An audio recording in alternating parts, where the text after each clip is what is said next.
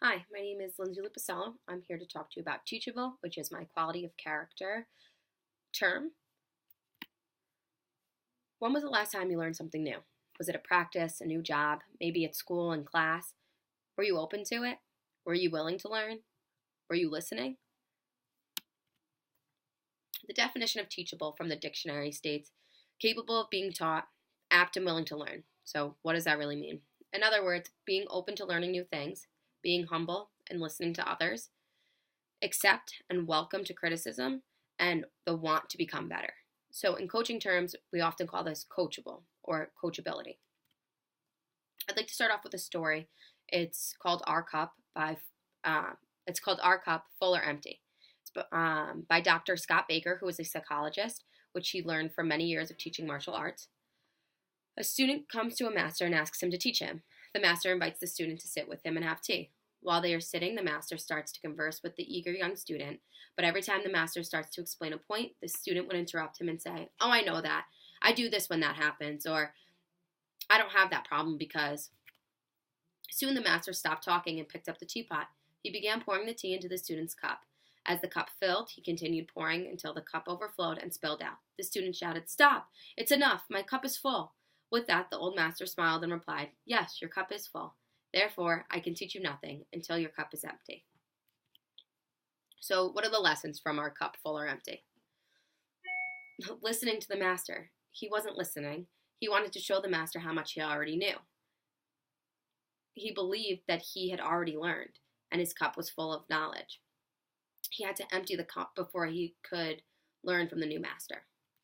And when we say empty the cup, I don't mean giving up everything that you know or emptying your knowledge, because that would be silly, right? We want to build upon what we're learning. Instead, by emptying your cup, I mean adopt a teachable attitude. So putting aside what you know in order to learn something new. Maybe keeping quiet and listening and learning from a new perspective and hearing other people's experiences or opinions to share. And getting an opportunity to learn. That was what's important. Emptying your cup so you have an opportunity to learn. While researching teachability and teachable, a lot of proverbs came up, Bible proverbs. One that really stuck out to me was Proverb 12:1, which stated, "Whoever loves discipline loves knowledge, but he who hates reproof is stupid." So at first this made me giggle because it said, it was a little silly. But when you break it down, reproof means blame or disapproval. Discipline means the study of any subject, and stupid means lack of knowledge, which is what it means in today's terms. To me, I took this proverb as it takes discipline to be teachable, and if you are not willing to practice discipline, then you'll never be educated. It doesn't come easy. You have to bite your tongue. You have to stay quiet, and you have to listen. And if you're not going to do that, then you're never going to gain the knowledge, and you're just going to be stupid. When you take teachability and apply it to coaching, a lot of people call it coachability or being coachable. I had an experience, and this is kind of an example that applies to athletics. In middle school, I played 3 sports, soccer, basketball, and softball. I ended up quitting softball due to an injury, and one of the varsity coaches found out. He was also a teacher in the middle school, so he approached me. He kind of convinced me to play lacrosse. I really didn't want to, but I figured it would be fun, so I went in, kind of took it as a joke, played middle school. In 8th grade, my freshman year, I was pulled up to varsity by that same teacher. Everyone questioned it. They weren't sure why I was on varsity so quickly. I was questioning it myself. Eventually, I was growing very frustrated because my skills just weren't the same as the varsity players. I had only been playing for a year. Everyone was getting frustrated with me. So finally, I went to my coach and I was like, "Why did you pull me up to varsity?" And he said, "It was because I was willing to learn and that I was coachable. I was a blank slate and I didn't think I knew everything."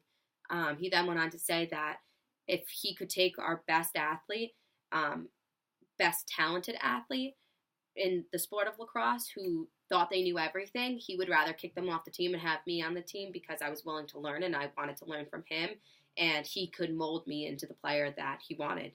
And I did. I was coached by him for 2 years. He taught me a lot of the foundational things of lacrosse. He made me fall in love with the sport. I ended up playing Division II lacrosse for Southern Connecticut State University. There I was a 4-year starter and 2-year captain.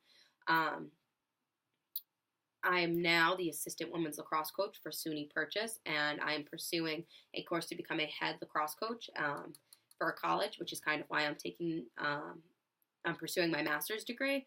So that one moment of being coachable has altered my entire life. Even being a 4-year starter and 2-year captain, it's easy to get cocky. I had my moments, but I always thought back to that time when I started lacrosse, and it was because it was coachable. So I kind of had to take a step back myself and bite my tongue and realize that just because I was at this point of being, a Division II athlete, there was still more for me to learn. And even as a coach now, there's still more for me to learn in the game of lacrosse. It's forever changing, it's evolving, it's growing, and there's new coaches every year that might be better than me. But instead of looking at it as a negative, I look at it as, hey, this is an opportunity for me to get better. So that's my anecdote there.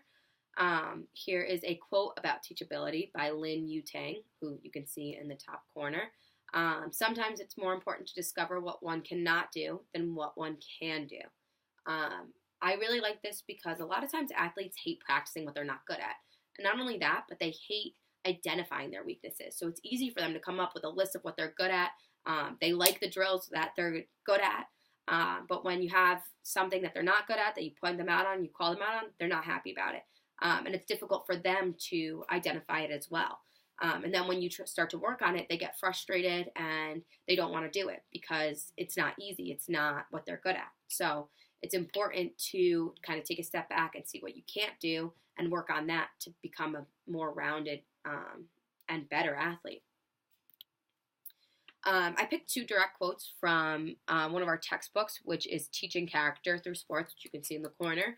I think it's a great text, and I chose 2 because I felt that it was good to compare a teachable spirit versus a non-teachable spirit. So the quote about teachable spirit is, these athletes look at correction as an opportunity to improve and have enough inner confidence to not feel criticized or singled out, where a non-athlete or someone who's not teachable, he often is too self-important to admit he does not know everything. He normally takes any correction as criticism and has the feeling he's being picked on. So an athlete that is a non-athlete or someone who's not teachable might be very aggressive when you start giving them criticism. They don't take it well. They might start blaming things. They're full of excuses. It's the ref. They might come at you. It's your coaching ability. It's your coaching style. It's never them. They can't take ownership for their mistakes. That's like a red flag that this person might not be coachable or teachable. And that's something that you're going to have to work on with them. It's going to be a tough battle because it does take discipline and time, but it is possible. An athlete who's like that may have grown up being the best player on their team. They never had to face criticism. They were always told that they were the best, so they never got coached the right way. But it develops into not great athletes. So you want to kind of change that. You can do that through environment, setting a standard, lots of meetings, lots of teaching sessions, talking about coachability, setting that standard for your program and for every athlete on the team and holding them accountable for themselves and just not accepting anything less than that on your team. In conclusion, being teachable is more than just showing up. We talked about that a lot through the quote, through the proverb. You need to be disciplined. You need to be able to empty that cup. It takes a lot of swallowing of pride, but in the end, you're going to be a better person for it. You have to provide, and this is for coaches, you have to provide and promote an environment for athletes to be teachable. So we talked about that in the last slide.